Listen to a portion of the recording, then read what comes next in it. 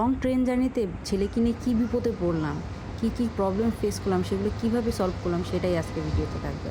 তো 10 ঘন্টা একটা বাচ্চাকে নিয়ে একটা রুমের মধ্যে বদ্ধ থাকা ইটস টু টাফ। তো আমি কি করেছি, কিভাবে এন্টারটেইন করেছি আমার বেবিকে। জার্নির আগেই ফার্স্ট কাজ ছিল আমার ওর সকল খাবার, ওর ডায়পার ব্যাগ আলাদা করে গুছিয়ে ওর যেসব প্রিয় খেলনা এবং বুকস যেগুলো সে পছন্দ করে সেগুলো আমি গুছিয়ে নিয়েছি। এবং আমি আমার বসার জায়গায় একটা ব্রেস্ট ফিডিং জোনের মতো বানিয়ে নিয়েছি। একটা ওড়না সিটের সাথে সেফটি পিন দিয়ে মেরে এরকম একটা রুম বানিয়েছি, যাতে আমি আনকমফোর্টেবল ফিল না করি, অথবা আমার বগিতে যারা আছে তারাও যাতে আনকমফোর্টেবল ফিল না করে।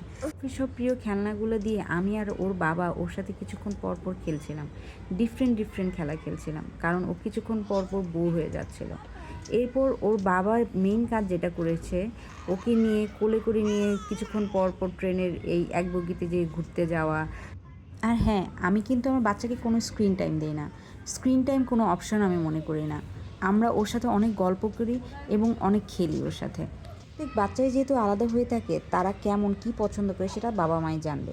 সেজন্য তাদের মতো করে জিনিসপত্র নিয়ে গেলে বাচ্চাদের জার্নিটাও ইজি হবে এবং আপনাদের জার্নিটাও ইজি হবে।